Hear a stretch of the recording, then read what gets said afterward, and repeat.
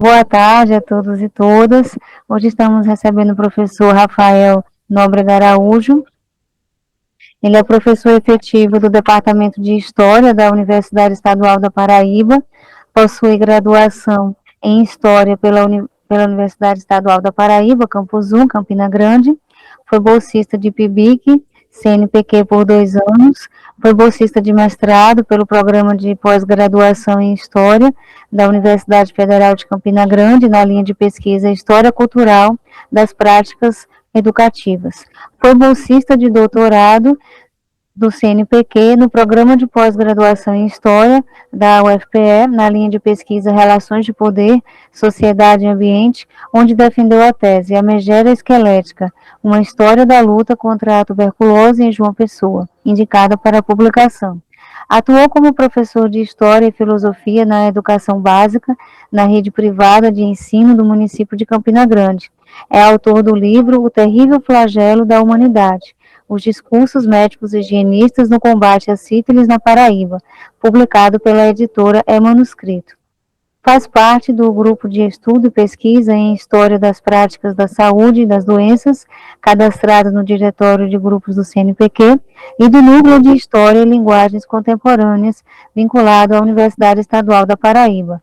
Atuou como bolsista CAPES de pós-doutorado no Programa de Pós-Graduação em História da UFCG, e tem experiência na área de História, com ênfase no campo de História da Saúde e das Doenças, pesquisando os seguintes temas: História das Doenças, História da Sífilis, da Tuberculose, Saúde Pública, Eugenia, Educação Sanitária, Discurso Médico, Reforma Sanitária, Biopolítica, História da Paraíba, do Brasil Republicano, e especialmente no tocante ao período da Primeira República e da Era Vargas. Seja muito bem-vindo, professor Rafael, a palavra está contigo. Muito obrigado, professora Priscila, o prazer é meu, uma grande honra poder estar sendo convidado, né, para participar desse projeto interessantíssimo, né, que entrevista, né, permite que vários pesquisadores possam compartilhar um pouco da sua trajetória de pesquisa, então me sinto muito gratificado, muito honrado por esse convite, e pela professora Priscila, e por estar aqui, né, junto ao ProSaúde GEL, que é um grupo de pesquisa tão atuante, né, e tão relevante no âmbito acadêmico, não só da UFCG, como na cidade de Campina Grande, na Paraíba, e com uma relevância também, inclusive, nacional, né. E aí, nesse sentido, a professora Priscila já, né, fazendo essa leitura do currículo, já destacou aí, eu acho que um ponto muito relevante da minha formação, que é justamente, né, eu queria deixar já isso muito frisado, que é o apoio institucional que eu tive desde a graduação, com bolsa de PIBIC, no mestrado com bolsa CAPES, no doutorado com bolsa CNPq e contei no pós-doutorado com bolsa CNPq também, e aliás, CAPES. E aí, não fosse esse apoio institucional, né, ou seja, o Estado brasileiro, né, a sociedade, o povo brasileiro, via financiamento público, me apoiando para que pudesse, né, persistir na minha formação acadêmica, né, no sentido de formar quadros profissionais para compor inicialmente a educação básica, agora o ensino superior, não estaria, né, tendo possivelmente essa conversa aqui hoje. Então, deixar desde já registrado, né, eu sou muito feliz, né, muito sorteado mesmo, né, de poder ter contato com, ao longo de toda a minha trajetória de pesquisa, com esse apoio institucional de bolsa de pesquisa, que é fundamental para a manutenção de pesquisadores nos programas de pós-graduação no Brasil. E aí, dito isso, né, eu gostaria de compartilhar aqui a minha tela. Eu fiz uma apresentação de slide, conforme sugestão da professora Priscila, para compartilhar um pouco, algumas imagens, inclusive, né, relatando um pouco como foi essa trajetória de pesquisa até chegar aqui, né. Eu intitulei essa fala de hoje, né, de como se chega a ser o pesquisador que se é, notas de uma trajetória de pesquisa. E destacar também, né, aí na capa do slide, exatamente as instituições, né, que me formaram, a EPB onde eu me graduei, a UFCG onde eu fiz mestrado, depois retornei no pós-doutorado, a UFPE onde eu fiz o doutorado, e as instituições de fomento à pesquisa que me financiaram e viabilizaram nessa minha formação. E a UEPB agora, onde é novamente minha casa, uma vez que eu estou lá como professor efetivo. E aí o título, né, da minha fala, ele é inspirado, já passando para o próximo slide, no livro de Nietzsche, né, Ecce Homo, que aí é um livro muitas vezes para uma leitura apressada, visto um pouco quanto, né, soando um tanto quanto arrogante, né, porque os subtítulos dos capítulos de Nietzsche é basicamente os seguintes, né, por que sou tão inteligente? Por que escrevo livros tão bons? Só que aí um leitor apressado não vai se aperceber da crítica que Nietzsche está fazendo, por exemplo, aos valores da tradição, né, da filosofia ocidental, do cristianismo, né? Por exemplo, no capítulo onde eu retiro essa citação, né, que é onde ele diz assim, por que sou tão inteligente? Ele vai dizer que criticando os valores da época, é porque ele não perde o tempo dele, né, se dedicando a elucubrações, né, pensamentos metafísicos, ou seja, coisas que não estão na ordem prática, né, da existência. E aí, numa das discussões que ele traz, porque o Ecce Homo é uma espécie de autobiografia de Nietzsche, né, onde ele vai falar um pouco da vida dele, da natureza dele enquanto filósofo, ele traz um pensamento que é um dos que mais me tocaram quando eu li o Nietzsche, né, não só esse, mas outros livros dele, mas esse em particular, porque ele vai falar justamente sobre a questão de como nós nos tornamos quem nós somos. Né? Nietzsche ele critica e questiona muito essa ideia de que nós teríamos, né, uma espécie de essência, algo que já nos predeterminaria. Porque quando nós olhamos, né, a nossa vida do ponto de partida do presente, olhamos para trás, parece que tudo já estava concatenado para acontecer daquela forma. E Nietzsche critica isso, né? Ele diz que tudo que aconteceu, como ocorreu, né, tanto as coisas grandes quanto pequenas, não estavam previstas, né? Mas são justamente os desacertos, né, muitas vezes os nossos erros que acabam formando quem nós somos. Nós não somos quem somos apesar dos nossos erros, nós somos quem somos justamente devido aos nossos erros. Então Nietzsche vem criticando isso, e aí eu queria iniciar a fala com essa frase, né, essa citação dele. Ele diz o seguinte: chegar a ser o que se é, se supõe que não se duvide minimamente do que se é.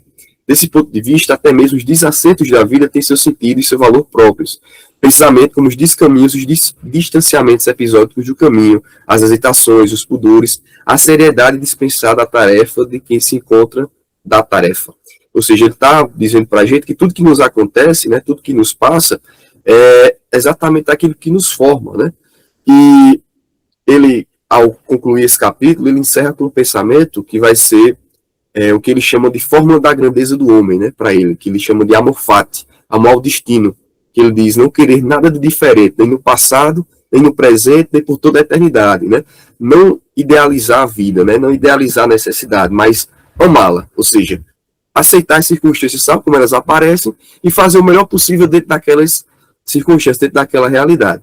Então, lendo Nietzsche, né, e me inspirando um pouco no pensamento dele, acredito que nós, enquanto pesquisadores, né, e eu me refiro a todos nós que estamos aqui, devemos tomar nossa vida, né, nossa profissão, nossa carreira acadêmica, enquanto pesquisadores e pesquisadoras, né, orientados, eu acho que, por esse pensamento de Nietzsche, né, fazer o melhor possível dentro das nossas condições de possibilidade, né, para que a gente possa se tornar exatamente aquilo que nós somos, pesquisadores, né? Então, para que a gente seja isso, nós temos que aceitar e não duvidar por nenhum momento sequer que nós somos, de fato, pesquisadores, para que a gente possa assumir essa identidade e, enfim, fazer isso com êxito, né?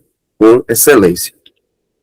E onde começa, né, essa minha trajetória para me tornar o pesquisador que eu me tornei hoje? Ela se inicia na iniciação científica, né, lá na UEPB, onde eu ingressei na graduação em 2013, me graduei em 2017, e durante 2 cotas de iniciação científica, 2014 até 2016, eu fui bolsista de PIBIC da professora Patrícia Cristina Aragão, que está aí na foto, né, eu e mais 2 colegas bolsistas da época, onde nós tínhamos acabado de apresentar justamente no ENIC, né, no Encontro de Iniciação Científica da UEPB, e o projeto, né, que a gente desenvolvia a pesquisa, particularmente o meu projeto, do qual eu era bolsista, versava justamente sobre as mulheres nos espaços de religiosidade em Campina Grande, né? Então, basicamente, trabalhando com a questão da história oral, eu investigava como era a questão da representatividade da mulher no âmbito do catolicismo, né, do espiritismo, do candomblé e outras múltiplas religiões, para saber, né, identificar que saberes, né, essas mulheres contribuíam, o que elas recebiam, né, também desse espaço religioso. E aí foi justamente nesse âmbito do PIBIC que eu me aproximei do meu campo de pesquisa, porque a partir de algumas falas, né, de entrevistas que eu realizei, eu desenvolvi meu TCC, que foi justamente sobre a trajetória de vida da minha avó, que é rezadeira, e pensando justamente em como esses saberes, né, construídos a partir da tradição, saberes geracionais, eles podem se construir como um potencial aliado, né, para ali a questão do ensino de história, né, introduzindo esses saberes interculturais. E dialogando, né, com a bibliografia sobre a questão das práticas de reza, eu fui me aproximando gradativamente sobre acerca do campo, né, da história da saúde e das artes de curar.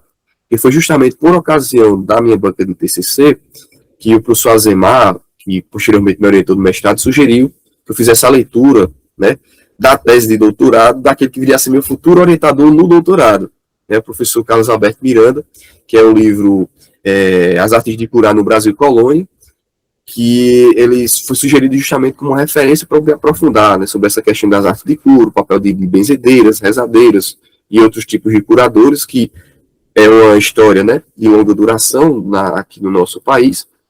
E a partir dessa leitura, eu passei a me interessar cada vez mais, né, e ver ali uma possibilidade de pesquisa muito profícua, porque havia poucos trabalhos, né, sobre essa temática aqui na Paraíba, e era um campo que estava em plena expansão, né, da historiografia, a história da saúde e das doenças. E aí, desta feita, tendo terminado a minha graduação, está aqui um registro, né, da minha banca de TCC, os professores Azemar, o professor Adilson, né, e a professora Patrícia, que me orientou.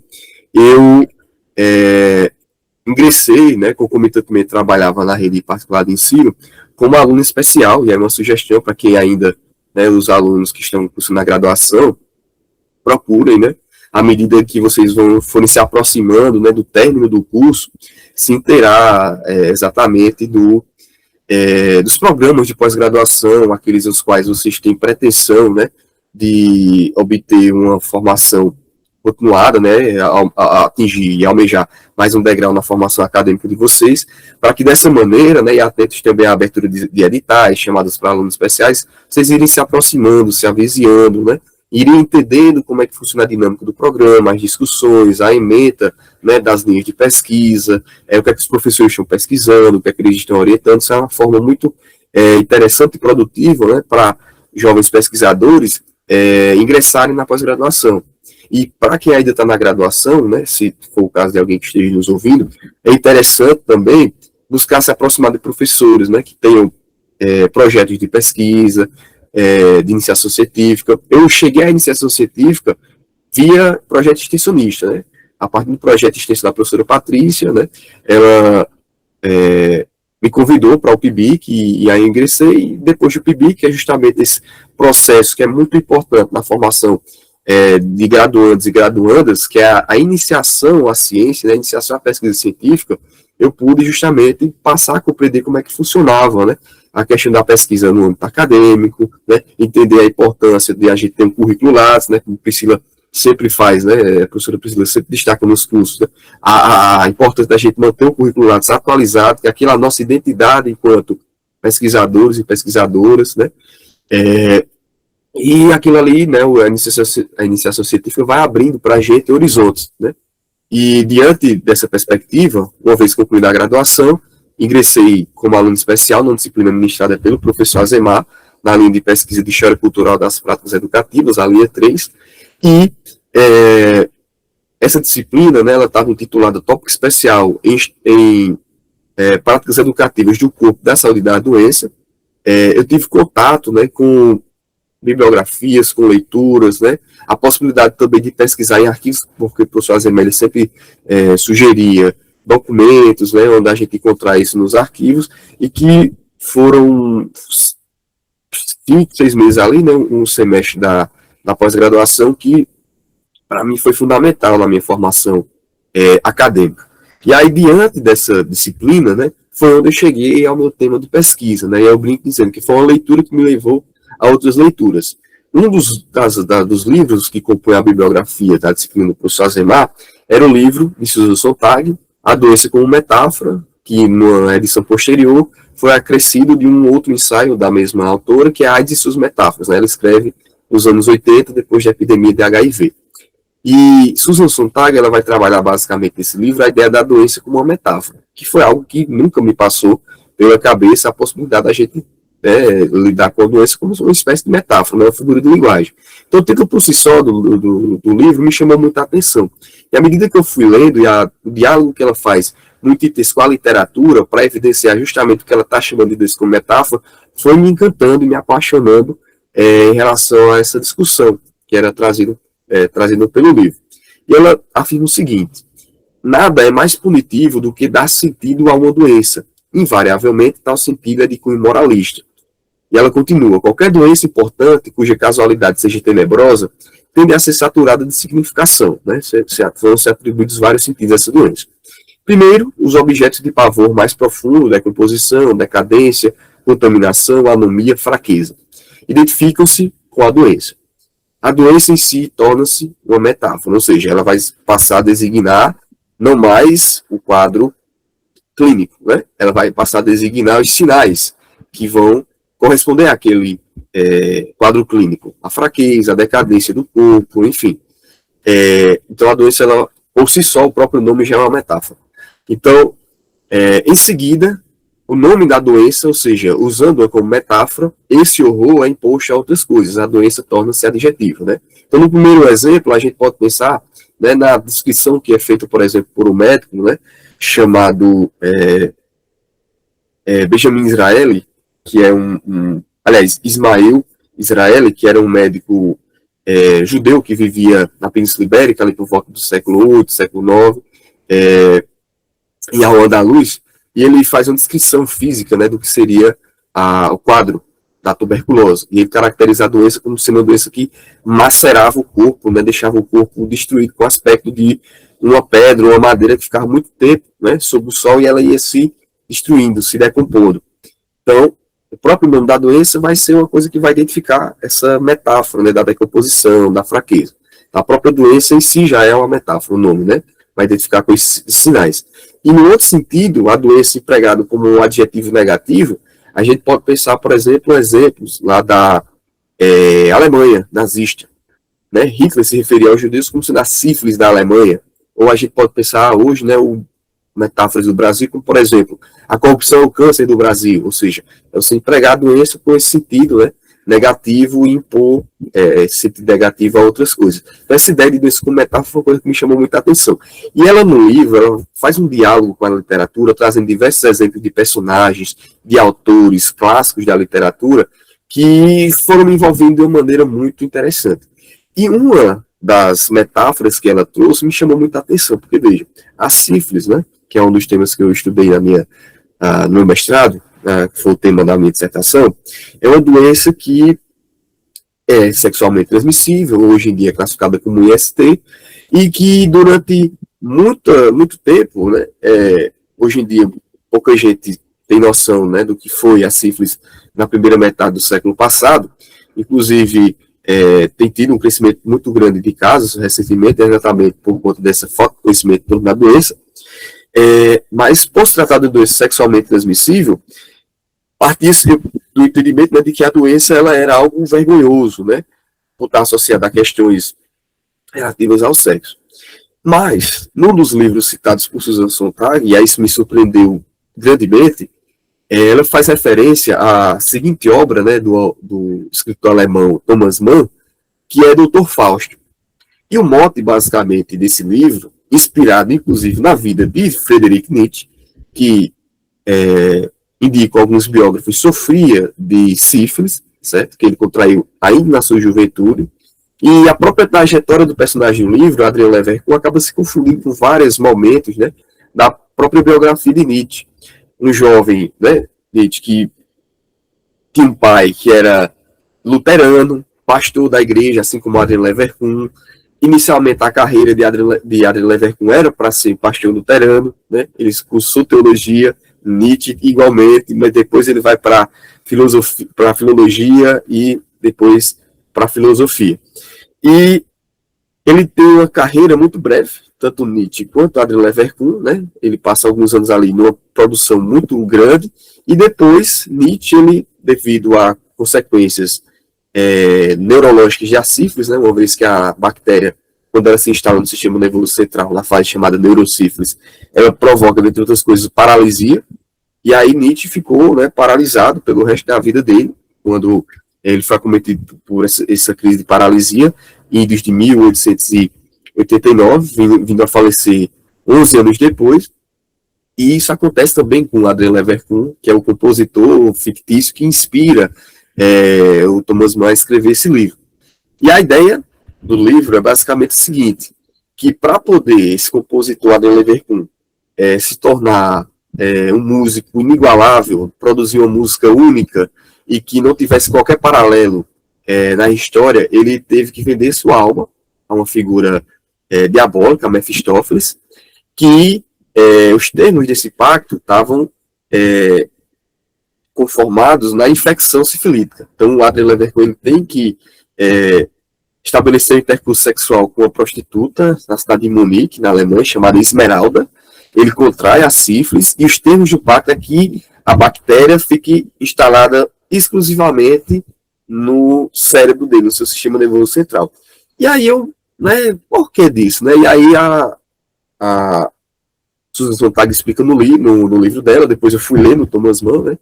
Mas ela diz o seguinte, que ali na passagem do século XIX para o começo do século XX, existia toda uma metáfora compensatória, uma metáfora não negativa, mas positiva em torno da sífilis, que era basicamente a seguinte: diversos compositores, né, artistas, pintores foram acometidos pela sífilis, e a criatividade deles, a genialidade deles era atribuída à infecção da doença, né?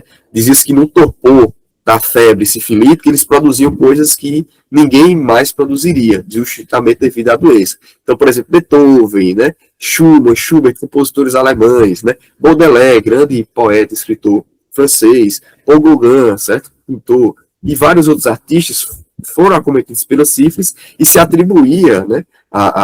Inclusive, Emile Cioran, que é um escritor romeno, no diário dele, ele escreveu que o grande sonho de juventude dele era ter sífilis, porque dessa maneira podia ser um escritor muito criativo. Então havia, né, essa metáfora positiva da sífilis, isso me chamou muita atenção. Então eu vi o campo de possibilidade aberto ali de poder explorar nessa doença, numa perspectiva histórica, ali na pós-graduação. Então, com as indicações do professor Azemar, né, em relação a fontes, em relação à bibliografia e autores, eu construí o projeto, me submeti à seleção e, uma vez sendo aprovado, né, ingressei no mestrado. E aí foi uma experiência muito bacana, muito positiva, né, de trocas com os professores da pós, né, professor Iranilson, professor Giuseppe, professor Gerfácio, professor Azemar também, professora Vivian, né, e uma série de outros colegas professores que contribuíram ali com a nossa formação, e os próprios colegas da turma, era uma turma muito bacana, uma turma que dialogava bastante, né, com muita troca de figurinhas, e isso enriqueceu muito, né, a minha formação. E seja por meio da disciplina, seja por meio desse diálogo interinstitucional que a UFCG possibilitou, já tiveram vários congressos nacionais realizados em parceria, né, com a UFCG, né, a realização por exemplo, da SBHC, do Encontro SBHC, né, que é a Sociedade Brasileira de História da Ciência, ocorreu, né, em 2018, lá na UFCG. Possibilitou também, né, devido à questão da bolsa e o próprio auxílio financeiro da universidade, do programa, né, viajar para congressos fora da Paraíba, né, então tive a oportunidade de visitar o Mato Grosso, ir para Cuiabá, no Congresso de História Cultural, fui também para o Espírito Santo, no Colóquio de História das Doenças, ou seja, experiências, né, que para quem gosta de fazer pesquisa, né, quer seguir essa carreira de pesquisador, são formações, né, curriculares fundamentais, aliás, extracurriculares, né, fundamentais para que a gente possa tá aprimorando a nossa formação, porque esse diálogo que a gente estabelece em congressos científicos, né, para utilizar um termo da moda agora em inglês, né, a gente estabelece um networking, né, a gente vai estabelecendo contatos, conexões com pesquisadores e pesquisadores de outras instituições, que nos abrem horizontes de pesquisa, nos apresentam outras possibilidades, e isso vai fazendo com que todo o nosso horizonte, né, ele se enriqueça. E dessa maneira, a gente pode aprimorar e aperfeiçoar ainda mais a nossa formação. Inclusive, na dedicatória, né, nos agradecimentos da dissertação, eu faço questão de agradecer a todos os professores e professoras que, de alguma maneira, ao longo da pós-graduação, tanto do mestrado, né, quanto nesses encontros científicos, puderam contribuir com alguma sugestão, né, seja do ponto de vista bibliográfico, né, do próprio ponto de vista de correção do trabalho, eu fiz questão de colocar lá nos meus agradecimentos. Então, destacar aqui alguns encontros, né, que a pós-graduação me possibilitou. Justamente no encontro da SBHC, na UFCG, tive a honra de conhecer a professora Dilene Raimundo Nascimento, que está nessa primeira foto do canto superior esquerdo, e, na sequência, também conheci a professora Rita de Cássia Marques, lá da UFMG, a professora Dilene da Fiocruz, que são duas grandes referências em História da Saúde das Doenças no Brasil. Ambas as professoras, né, organizam aquela coletânea, o História Brasileira das Doenças, que já vai no seu, salvo engano, 13º, 14º volume de publicações, e são também responsáveis, né, pelo GT de História das Doenças, que funciona tanto dentro da ANPU estadual do Rio de Janeiro, quanto dentro da ANPU nacional, né, que é a Associação Nacional de Professores de História, que a cada 2 anos se encontra, né, se reúne nos congressos do Simpósio Nacional de História, para discutir, dialogar, né, com os pesquisadores que estão inseridos ali no âmbito da saúde das doenças. Então, elas foram muito gentis, né, me sugeriram diversas referências bibliográficas para trabalhar a questão das cifras, e o próprio livro da professora Dilene acabou me inspirando a trabalhar o que futuramente viria a ser meu objeto de pesquisa no doutorado. Né. A tese dela, ela faz uma história comparada entre a tuberculose e a AIDS no século XX. E aí, a discussão que ela faz sobre tuberculose foi me introduzindo já essa temática, né.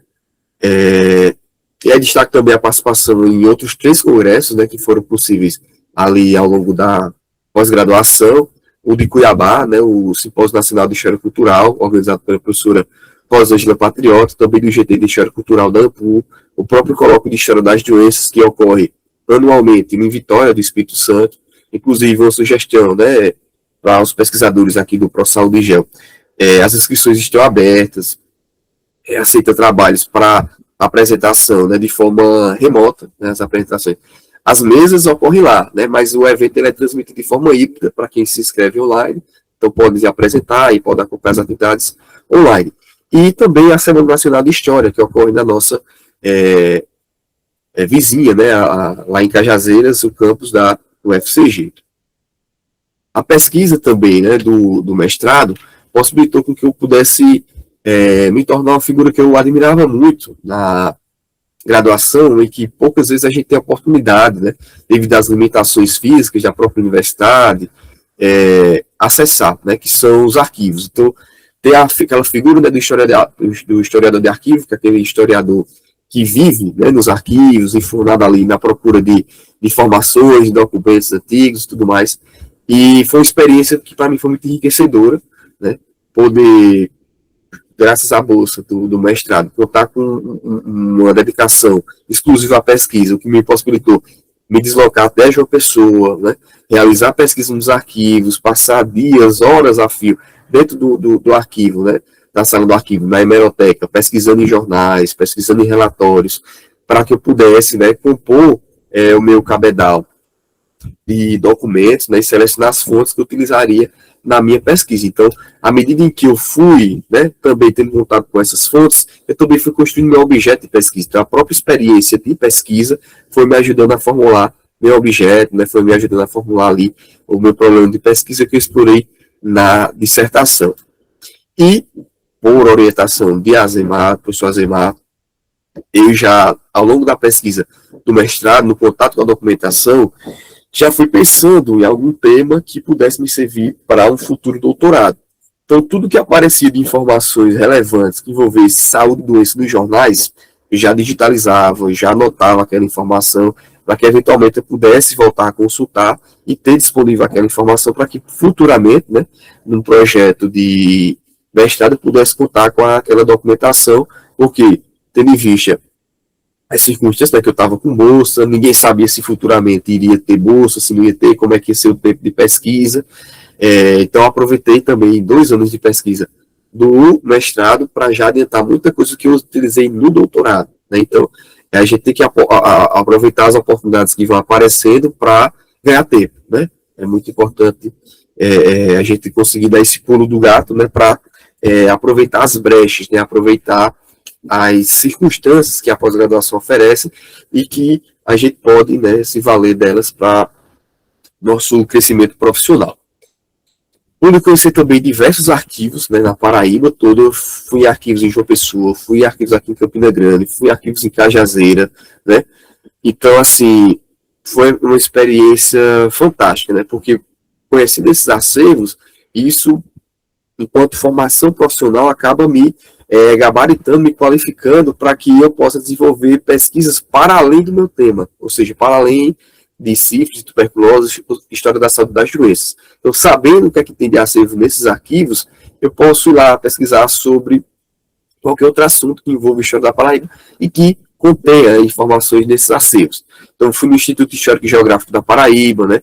Fui na Fundação Espaço Cultural, onde tem um arquivo dedicado, né, ao José Lins do Rego. Fui na Fundação Casa de José Américo, que é onde tem um acervo do José Américo e também os arquivos pessoais dos governadores da Paraíba. É uma instituição que tem um acervo documental muito bacana. E fui também no arquivo eclesiástico da Arquidiocese da Paraíba, que funciona lá no Centro Cultural de São Francisco, né, onde tem lá o Ricardo Gris, que é um arquivista maravilhoso, uma pessoa fantástica, né, que é um zeloso guardião desse acervo riquíssimo, né, que a Igreja Católica produziu. Então, para além dos jornais que eu pesquisei, lá também tem, né, registros paroquiais, né, assentamento de nascimento, de óbito, casamento, fora, né, todo acervo bibliográfico muito importante que narra, né, que conta a história da Arquidiocese da Paraíba, né, da trajetória da Igreja Católica no nosso estado. Alguns assuntos que eu utilizei, né, justamente pelo acesso que eu tive nesses arquivos, foram diversos jornais, revistas médicas, teses médicas que eu pude encontrar lá no arquivo Maurílio de Almeida, que é um arquivo privado que também funciona em João Pessoa, revistas como a revista Era Nova, relatórios de serviço de saneamento que se encontram lá na Fundação Espaço Cultural, né, relatórios de governo. Aí esses relatórios, boa parte deles eu consegui encontrar online, né, eles estão digitalizados e disponíveis na hemeroteca digital da Biblioteca Nacional. Na época que eu pesquisei, parte deles também estava disponível no Center for Research Libraries, que é um site que era mantido à época pela Universidade de Chicago, mas que, lamentavelmente, depois da vitória recente de Trump nas eleições dos Estados Unidos, o governo estadunidense passou a cortar verbas de financiamento de pesquisa de uma série de instituições, dentre as quais a Universidade de Chicago, que parou de manter esse site funcionando, ativo, que para pesquisadores, não só do Brasil, mas do mundo todo, foi uma grande perda. E aí chega, né, ao momento tão aguardado, né, do nosso mestrado.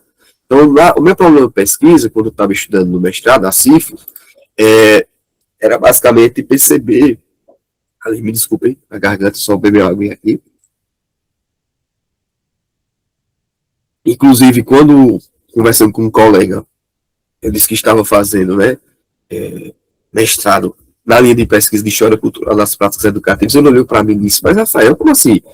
Está estudando uma doença na linha de pesquisa de educação, né? Eu disse, veja, a linha de pesquisa, ela busca explorar o quê? Ela busca estudar o quê? É importante, né, que os pesquisadores e pesquisadoras que vão ingressar, né, na pós-graduação, seja no nível de mestrado ou de doutorado, se interem, né, justamente do que as linhas de pesquisa, os professores daquelas linhas de pesquisa e a própria área de concentração do programa estão trabalhando. No nosso programa de pós-graduação, a linha 3, ela explora justamente como as práticas educativas elas permeiam uma série de espaços para além do próprio espaço educacional. Então, a gente, né, entende, parte do pressuposto que a educação ela ocorre em vários espaços, né, instituições, né, e a partir do próprio saber médico. Então, eu fui partindo do pressuposto, né, do que eu defendi na minha dissertação, de que o combate à sífilis aqui na Paraíba ele se constituía como uma prática educativa, né, do corpo, da saúde e da doença. Ou seja, eu peguei o mote da disciplina que eu cursei como aluno especial com o professor Azemar e utilizei isso como uma lente que permitia ler o meu objeto. Porque eu vou entender que à medida em que se procurou combater a sífilis, né, os médicos prescreviam, né, ali dentro do espaço terapêutico, por exemplo, no dispensário, que era onde os enfermos iam para se tratar da sífilis, eles estavam a partir do próprio tratamento, né, sendo educados do ponto de vista do seu corpo, tanto do ponto de vista da sua saúde e também como prevenir-se da doença. Então, é uma tripla prática educativa, né? Uma prática que educa o corpo por meio dos cuidados médicos, que orienta para a saúde por meio dos conselhos higiênicos e também orienta para a doença, tanto da forma como lidar com ela, de não transmiti-la, como das formas de evitar a contaminação.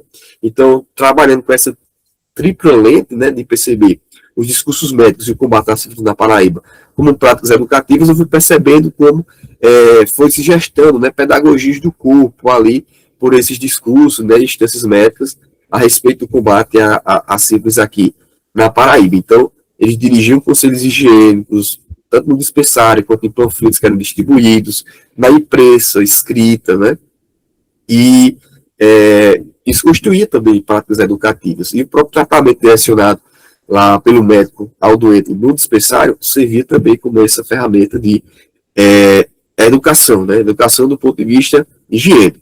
E aí, os momentos mais importantes, né, que a gente tem ali no mestrado, que é a qualificação, essa primeira foto aqui no canto esquerdo, né, onde participou o professor Azemar, o professor Carlos Miranda, o professor Iranilson, né, deram ricas contribuições para que a gente pudesse caminhar para um sentido mais correto da dissertação, né, o que ajuda muitas vezes a gente a conseguir dar uma rigidez ao texto, né, fazer com que o texto ele se torne mais direto em relação ao nosso objeto.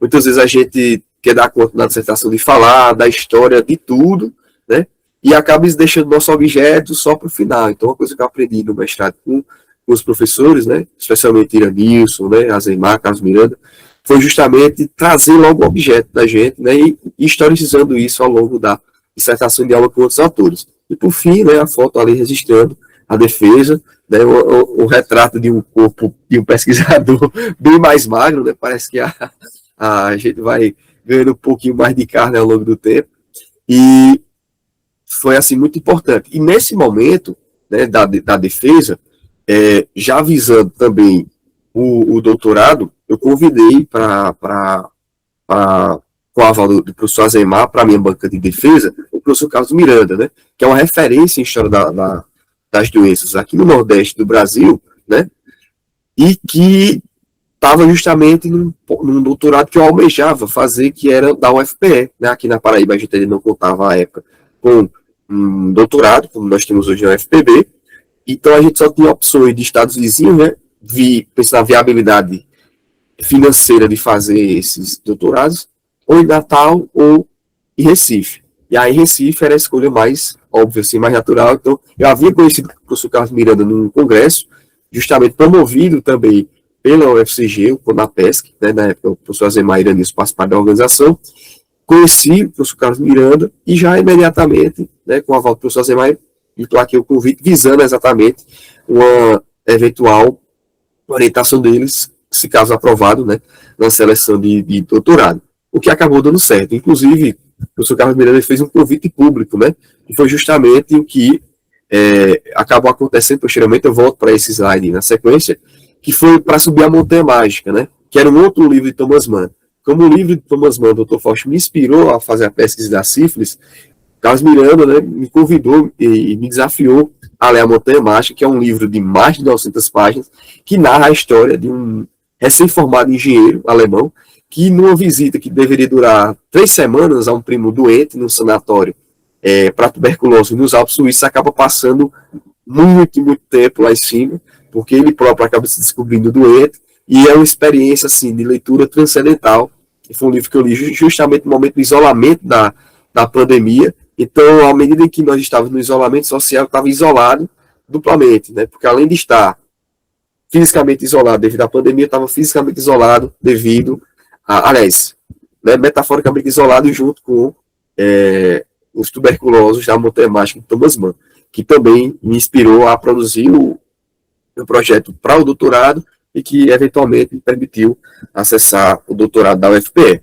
E aí, só voltando, né, que é uma coisa também que é muito importante na nossa trajetória de pesquisa, é o cuidado que nós devemos ter com as publicações. Então, a minha pesquisa de mestrado, ela me possibilitou tanto a publicação do meu primeiro livro, né, que está aí a capa para vocês. É uma pintura de um artista inglês, né, britânico, chamado Richard Cooper. Ele foi contratado para fazer uma série de pinturas que pudessem metaforizar as doenças, e aí ele representa as sífilis como sendo essa criatura monstruosa que está saltando, né, do véu ali, né, dessa roupa da prostituta, que está sendo representada aqui no canto direito, e que infecta esse rapaz, né, que está ali lamentando o fato de se descobrir sifilítico. Então, ela ilustra um pouco esse terror que a sífilis provocava dentro daquele contexto histórico. E devido justamente à questão da pandemia, né, surgiu um grande interesse em torno da discussão de temas de história da saúde, da doença.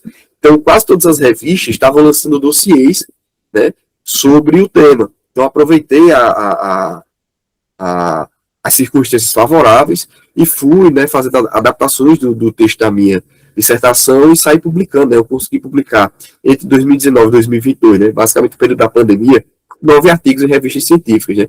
O que para uma seleção de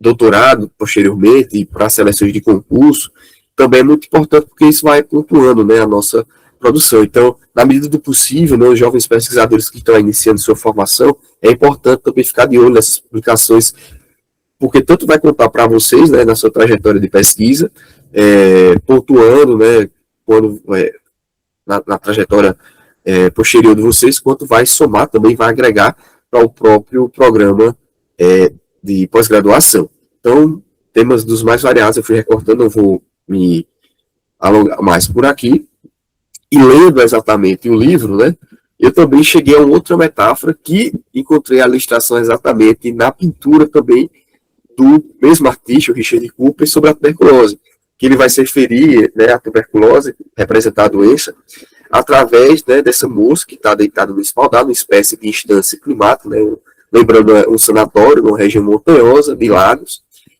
e ao lado dela a gente tem a tuberculose representada pela morte, né, um tempo ali, a ampulheta contando o tempo de vida, né, da jovem que está prestes a morrer devido à doença, né, a tuberculose. E Susan Sontag, ela fala no livro dela, né, que a tuberculose era uma espécie de metáfora do tempo, né, porque se dizia que a tuberculose acelerava a vida devido a ela ser uma doença de uma ação rápida, né, abreviar, pegava as pessoas justamente ali no momento da juventude, né, no momento em que elas mais estavam ativas, do ponto de vista do trabalho, economicamente. Na pintura, o Richard Cooper, né, ele vai representar a tuberculose como sendo a morte, né, essa coisa de abreviar a vida. E eu encontrei na documentação médico se referindo à tuberculose como sendo uma megera esquelética. Ele diz assim, a tuberculose é como a megera esquelética com a foice às costas. Ele está se referindo aqui à tuberculose como a morte, né, como a personificação da própria morte. Eu utilizei isso como título para minha tese de doutorado, para estudar a luta, né, como se deu o combate à tuberculose aqui na Paraíba entre 1909 e 1946. E é o porquê desse recorte cronológico, né, e qual era o meu objetivo de pesquisa. Era justamente perceber, né, a partir de uma lacuna historiográfica, porque não tinha um trabalho sobre tuberculose aqui na Paraíba, como que a doença ela foi combatida, especialmente a partir, né, como é que o discurso médico elaborou estratégias para pensar essa doença e como o Estado, né, a partir das políticas públicas, se articulou para o enfrentamento dela em João Pessoa. Por que em João Pessoa? Porque as fontes, do ponto de vista estatístico, eu não encontro para outros locais da Paraíba, né? O Serviço de Estatística Sanitária é justamente o que vai dar embasamento para o meu recorte temporal de 1909. Ele é criado nesse ano e possibilitou, a partir daquele momento, mensurar, do ponto de vista estatístico, o que a tuberculose, né, representava para a população, né, o contingente de pessoas que morriam de tuberculose ano após ano, né, um pouco de uma pegada ali, embora eu não use esse termo, né, mas a ideia que esse serviço de estatística representava era essa coisa da epidemiologia, né, esse cuidado, né, da média de mortes em relação à população. E esse serviço, ele, embora inicialmente chegasse em dados de outras localidades, mas ele não tem uma regularidade para aferir a quantidade de óbitos em outras localidades do estado. Ao contrário da capital, né, a época chamada Paraíba do Norte, hoje João Pessoa, que de 1909 até 1946 eu tenho a série histórica toda completa, né, em relação. A gente pode ver como os óbitos eles vão ano após ano aumentando, e quando vai chegando a partir de 1946, que é quando a gente está criação do Hospital Clementino Fraga, que aí inaugurou outro paradigma, né, que agora os tuberculosos vão ter um hospital, a gente tem também, né, a invenção da penicilina, desculpem, da streptomicina, que vai ser um medicamento específico para combater a tuberculose. E associado com outros medicamentos, e a partir do momento que ela passa a ser empregada no tratamento dos tuberculosos, a gente tem, nos anos 50, né, dentro dessa estatística, uma queda já no quantitativo de óbitos. Então é possível ver essas mudanças ao longo do tempo por meio dessa documentação estatística, que foi o que eu utilizei efetivamente para basear aí meu recorte temporal. E demarcar movimentos de ruptura, né, e de mudanças ali dentro dessa cronologia. Como argumento, né, de pesquisa para a minha tese, eu busquei demonstrar que os discursos médicos, né, que eu vou já explicar o que é que eu entendo por discurso médico, eles buscavam, de um lado, né, interferir, ou intervir, né, ou pelo menos era a pretensão deles, tanto no corpo individual quanto no corpo social, ou seja, instruir os indivíduos, né, com relação aos meios de transmissão e disseminação da tuberculose, bem como intervir também no espaço social, na cidade, regulando o espaço urbano quanto à questão de salubridade, né, especialmente relativa à questão de habitação, né, o cuidado com a propagação da tuberculose nas fábricas, etc. Né, então, eu trabalho com duas dimensões, né, que esse discurso médico vai intervir tanto no indivíduo, que era justamente em relação a quem o discurso médico, né, pautado nessa ideia de disciplinarização, estava buscando instruir por meio de conselhos higiênicos para impedir a disseminação do bacilo e o seu contágio, e, por outro lado, a população, né, o corpo social, porque a partir da percepção de que o doente, né, de uma doença infecto-contagiosa, em última instância, é um problema para um coletivo, porque ele vai dar transmitindo aquela enfermidade. Então, dentro da lógica, né, da medicina social, o indivíduo doente ele pode, né, contaminar os demais. Então, se dizia na época, os médicos, que era mais fácil conter um tuberculoso, né, de disseminar a doença do que curar outros 99. Então, a lógica deles era essa, né, controlar esse indivíduo para que ele não disseminasse a tuberculose dessa maneira, né, manter a saúde da população. Eu parto do referencial teórico Foucaultiano, né, e aí eu vou entender o discurso médico como uma relação de poder que vai se manifestar entre o conhecimento médico e o poder social que a medicina vai exercer, né, que não apenas descreve a realidade, mas Foucault vai entender com o discurso médico, né, não só o discurso médico, mas o discurso da medicina em particular, como algo que não só descreve a realidade, mas também a cria, legitima práticas, legitima normas e também instituições. Então Foucault vai entender o discurso médico como algo que vai muito além da clínica, né, perpassa os mecanismos de poder que vão organizar e regular as sociedades modernas, categorizando o que é normal, o que é anormal, o que é saudável, o que é patológico, né, e legitimando a própria intervenção desse saber médico sobre o corpo individual e sobre a própria população. Então, parte de dois conceitos, que é o conceito de disciplina e o conceito de biopolítica, para tentar entender essa dimensão. A disciplina ela vai focar no corpo individual, mas já pressupondo, né, uma série, uma coletividade. Na ideia de que a disciplina é uma forma de poder que ela se exerce, uma forma de controle, que ela não é negativa, né? Ela visa um exercício de poder que ele é positivo. Né? A disciplina ela visa produzir corpos saudáveis, produzir corpos dóceis, para que eles sejam úteis ao capital quanto força de trabalho. Então, a ideia, né, que o Foucault vai desenvolver, que eu concordo e me aproprio dela nos meus trabalhos, é buscar perceber como que o discurso médico, articulado, né, com os interesses do desenvolvimento do Estado moderno, da sociedade capitalista, vão se apropriar desses corpos, especialmente dos trabalhadores, e buscar tratá-los, né, ou pelo menos evitar que eles se contaminassem com as mais variadas doenças, não porque era o direito deles, não porque fosse algo que deveria ser reconhecido como algo que eles deveriam ter por ser de direito deles, né, por ser algo razoável para os trabalhadores, mas porque dessa maneira eles tanto podiam evitar a disseminação dessa doença para as classes mais altas, né, para as classes dominantes, como também manter o trabalhador saudável. Eles tinham, né, do ponto de vista da economia política, né, um cálculo que permitia fazer com que aquele trabalhador, uma vez higiênico, que se tratasse, se cuidasse, evitasse ter despesas médicas posteriormente. Tanto do ponto de vista da própria empresa, em pagar o seguro daquele trabalhador, quanto do próprio Estado, que seria onerado com o tratamento que aquele doente ele teria, né? Então, a própria disciplina já se conecta com a biopolítica, porque, apesar dela focar nesse corpo individual, ela já vai pressupor uma coletividade de corpos, através dos quais a medicina também vai buscar intervir na sociedade, porque a biopolítica, ela não se dirige a um corpo individual, do homem em particular, ela se dirige ao corpo espécie, ela busca entender, né, como é que é o mecanismo de funcionamento, né, da coletividade humana, né, o que é que tem ali de mortandade, de mortalidade, de morbidade, né, quais são os fenômenos daquela população, nível de natalidade, e por aí vai, para que essa população possa ser útil, entrar no cálculo também da produção e reprodução dessa sociedade capitalista, né? Ou seja, os custos econômicos e sociais e políticos que essa população terá e também relativa à sua reprodução.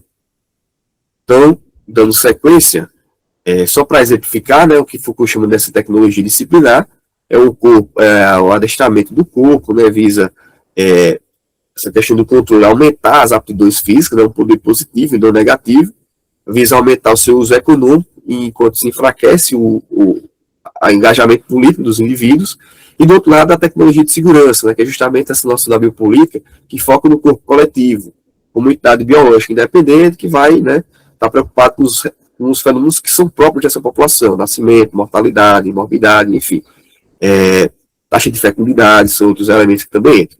E aí Foucault coloca isso, né, na seguinte sequência: a disciplina parte do adestramento das instituições, né, nessa linha. Na outra linha a gente tem a regulação da população, que também utiliza mecanismos de controle, mas essa parte do Estado. No entanto, as duas se conectam, uma vez que a própria disciplina está pressupondo uma coletividade de indivíduos na fábrica, no hospital, na escola, né, no asilo, e a questão da população, a segurança da população também pressupõe cuidado com esse indivíduo, né, esse sujeito individual particular. Aplicando esses conteúdos, né, ao método histórico, eu busquei desenvolver a minha pesquisa, a partir da seleção de fontes, né, a crítica, né, dessa documentação, buscando desenvolver interpretação em relação àquilo que estava nos documentos, não somente me resignando aquilo que os documentos falam, né, mas buscando também os silenciamentos e buscando também perceber as estratégias, as relações de poder que possibilitaram a emergência daqueles determinados discursos, né, ou seja, buscar desnaturalizar a fonte, né, buscar questionar e desconstruir as suas estratégias de poder que vão estar permeando ela, e eu já estou caminhando para a conclusão. Trabalhei com uma grande variedade de documentos, né, muitos mais documentos do que eu utilizei na minha pesquisa do mestrado, embora boa parte deles, né, eu já tivesse conhecimento desde a época do mestrado por conta da pesquisa em arquivos, né, diversos jornais, pesquisei também em revistas médicas, relatórios do presidente de Estado, relatórios de higiene, relatórios da Santa Casa Misericórdia, que foi uma documentação que eu não conhecia e que precisou entrar na minha pesquisa, porque era a única instituição hospitalar que existia na Paraíba até início dos anos 30, certo? Que podia atender exatamente os tuberculosos. Então, eu precisei, né, adentrar nessa documentação e utilizei também muita documentação estatística, justamente para poder mensurar, né, ao longo do tempo, de que maneira, né, estava a situação da tuberculose do ponto de vista estatístico e se em alguma medida as políticas públicas adotadas estavam de alguma maneira impactando, né, ali a curva de óbitos para a tuberculose. E a gente vai ver que, embora fossem construídos dispensários, né, depois outras instituições, não havia, né, essa queda no número de óbitos. Só vai ocorrer depois que o uso da BCG já vai ser algo disseminado, né, nas crianças recém-nascidas, e a estreptomicina vai estar na ordem do dia, né, já sendo utilizada como uma terapêutica específica, o que vai possibilitar pela primeira vez que a tuberculose pudesse ter cura, porque até então era uma doença incurável. E na minha análise eu qualifiquei a luta contra a tuberculose na Paraíba em 4 fases. Uma fase que eu chamo de regulamentação, que era um momento que não havia uma instituição específica para combater a tuberculose, que é de 1909 a 23, 1909, lembrando novamente, que é o ano que começa-se a calcular, né, a quantidade de óbitos que vai ter tuberculose. Então isso me permite justamente essa mensuração, né, o que a tuberculose representava do ponto de vista da população. E esse serviço que fazia essa estatística, ele vai ser utilizado pelos médicos, né, do ponto de vista retórico, para que eles pudessem justificar a intervenção estatal, a necessidade urgente que o governo deveria ter em assumir a tuberculose como um problema de saúde pública. Eles vão mostrar o crescimento ano após ano, então eles vão dar um dado, algo científico, algo que era mensurável, né, um dado da realidade que podia fazer com que essas autoridades públicas se sensibilizassem e adotassem medidas práticas para combater a tuberculose. Isso vai até 23, e 23 a gente tem a fase de institucionalização, que é o momento em que é criado o primeiro dispensário, passa a atuar o serviço de profilaxia da tuberculose, que vai até a fase vai até 1934, que é onde vai ser fundado um segundo dispensário, tá certo? Que vai combater a tuberculose. E esse segundo dispensário, eu utilizei ele como marco temporal para demarcar o que eu chamo de fase de consolidação. E aí tem um errozinho aqui que está até 23 aqui, tá? É até de 34 até 1943, essa fase de consolidação. Por quê? Porque nesse segundo dispensário, ao contrário do que existia na década de 20, nessa fase de institucionalização, a gente vai ter pela primeira vez na Paraíba emprego de cirurgias eletivas, ou seja, era possível fazer o que não se fazia antes, cirurgia de pneumotórax, funisectomia, né, ressecação dos nervos frênicos do pulmão. Antes isso não era feito. Por quê? Não havia médicos especializados em fazer essas cirurgias, nem o aparelho, né, tecnológico que pudesse viabilizar isso nos anos 20. Só a partir dos anos 30, a gente vai ter um médico que vai fazer uma formação, né, no Rio de Janeiro, um aparelhamento adequado para esse dispensário, que a gente passa a ter esse emprego dessas técnicas, né? Por isso que eu chamo de fase de consolidação, porque a partir de então a gente tem, de fato, né, uma técnica científica, né, orientada racionalmente, não só para coibir a disseminação, que era a ideia do dispensário da década de 20, né? Ministrar conselhos higiênicos, né? Para evitar que as pessoas se contaminassem e quem já tinha tuberculose não contaminar os demais. Então eles ensinavam, por exemplo, a não escarrar no chão, né? A como higienizar o quarto do tuberculoso, a como higienizar as roupas, o lenço que ele utilizava para escarrar, coisas dessa natureza. Ou seja, era algo muito mais profilático e não terapêutico. Por isso que nessa fase de consolidação eu chamo de fase de consolidação, porque ela vai empregar esse saber terapêutico, né? Porque com, por exemplo, o pneumotórax artificial, era possível dar um tratamento racional para a tuberculose. Embora muitas vezes ele não curasse, mas era uma tentativa de tratamento, era um terapêutico para efetivamente ver uma melhoria daquele doente. O que é que consiste essa pneumotórax? Né? Ela consiste basicamente no colapso pulmonar. O pulmão ele é um órgão que ele infla, né, com a respiração. Então se introduz um gás por meio da pleura, no pulmão, que vai fazer com que o pulmão entre em colapso. Então, ao invés de expandir o pulmão devido à pressão desse gás, ele vai ficar o tempo todo em estado de repouso. Isso não prejudica a respiração do doente, inclusive era possível fazer o colapso de 2 pulmões, mas o que é que acontece? A ideia era que, uma vez em repouso, o órgão, né, como a tuberculose era uma doença que provocava tosse, então a ideia é que, em repouso, a questão das tosses, né, os acessos de tosse, não iriam prejudicar os pulmões e, consequentemente, agravar o estado da infecção. Então, a ideia é que a infecção ficasse guardadinha ali para ela não aumentar e, na medida do possível, fazer com que ela ficasse controlada, né, houvesse a ressecação das ulcerações pulmonares, dessa maneira, não curasse, mas entrasse ali numa espécie de estado de cura clínica, né. Eles consideravam quando não havia mais progressão da infecção, ela estagnava e, consequentemente, o paciente poderia viver, né, com a doença. E o que eu chamo de fase de hospitalização, que é o último período que eu analiso, embora mais breve, né, um período que ele vai além desse recorte 46. Eu usei 46 porque é o momento que a gente tem a construção do Hospital Clementino Fraga, e em 43 a gente tem a criação do Serviço Nacional de Tuberculose, que mediante um convênio com o governo do Estado, vai passar a investir justamente na construção de um hospital de isolamento para os tuberculosos. Ou seja, a ideia de recolher eles, né, tirar da circulação da sociedade para que eles pudessem ter um lugar específico para passar por esse tratamento, né, visando também impedir a disseminação da doença. Então, eu entendo que é uma outra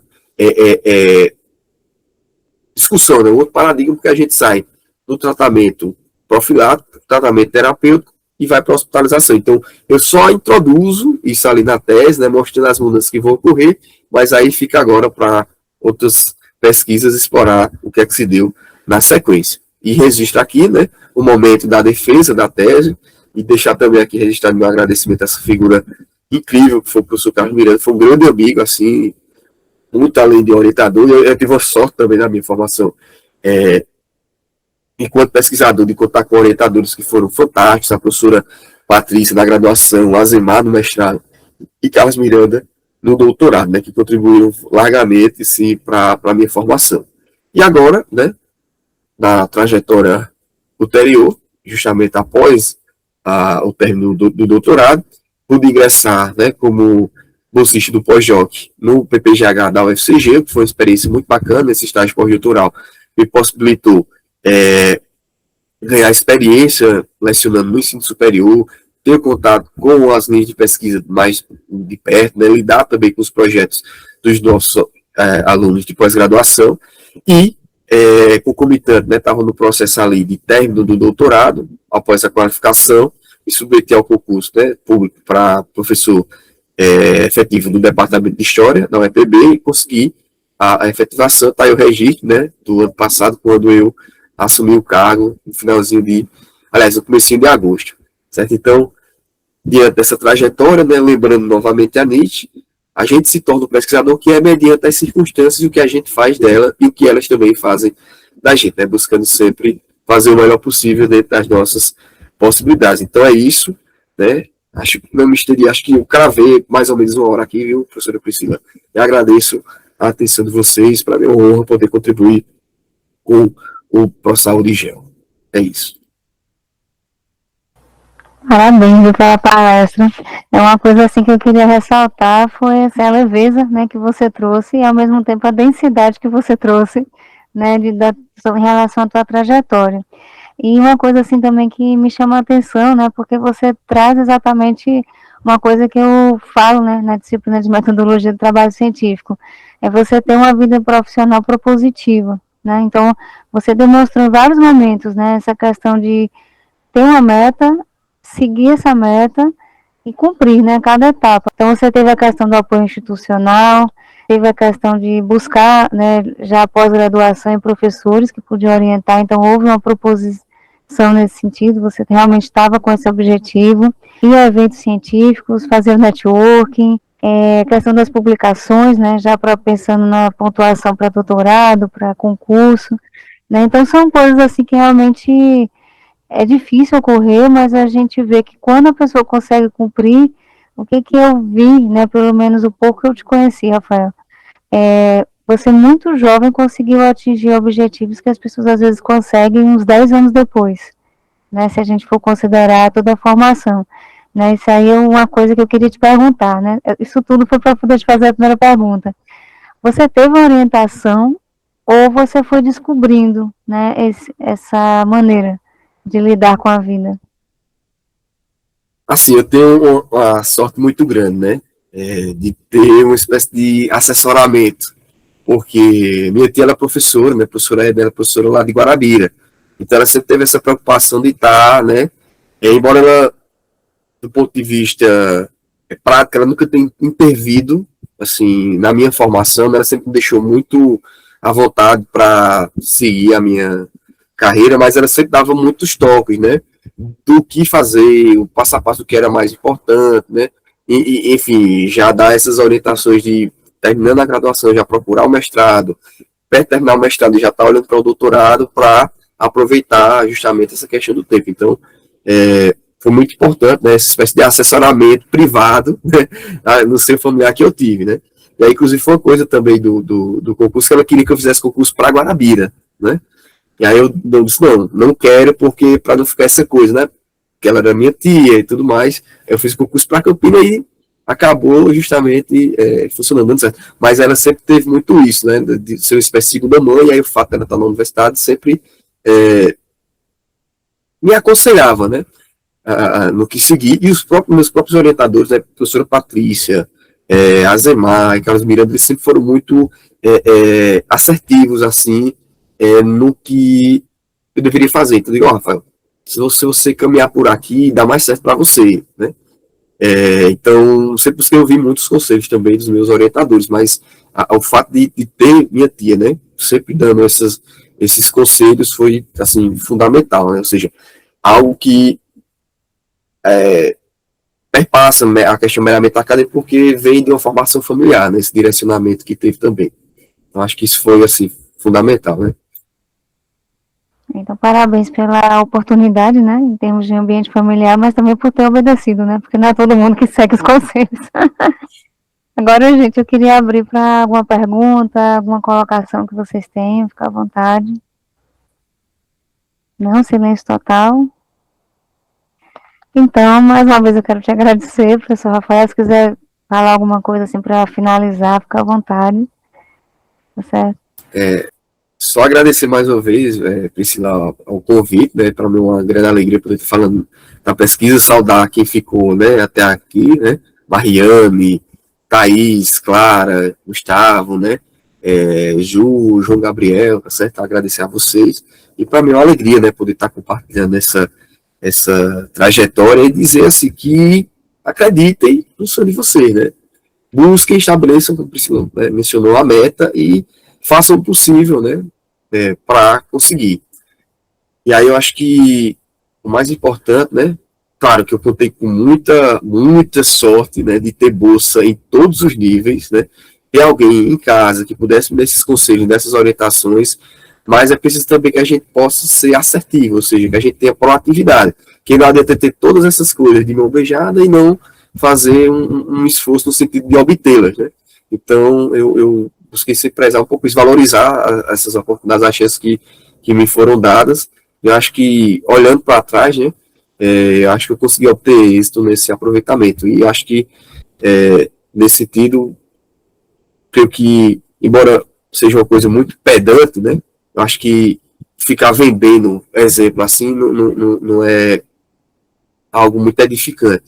Mas, para que outros pesquisadores, né, jovens que estão começando a vida acadêmica agora percebam que tá certo, né? É possível a gente chegar lá. Se eu cheguei, vocês também têm total capacidade de chegar lá, né? Biologicamente somos exatamente da mesma espécie. Então, se eu conseguir, vocês também conseguem chegar lá, tá certo? Embora, do ponto de vista sócio-histórico, cada um tem suas particularidades, né? Mas, enfim, se eu conseguir, é possível também que outras pessoas também alcancem essas metas e objetivos. Então, mais uma vez, muito obrigado e fico por aqui. Mas eu ressaltei exatamente por isso, né? Porque eu sei que, claro, cada um tem sua história, suas vivências, né? Mas a gente ver um exemplo que deu certo ajuda, às vezes, a incentivar, né? Outros a conseguir pensar, olha, realmente é possível. Pode não ser, talvez, no mesmo tempo, né? Porque, afinal, as oportunidades são diferentes também. Mas é possível, né? A gente tentar ter uma meta, né? E muito obrigada por quem ficou até agora.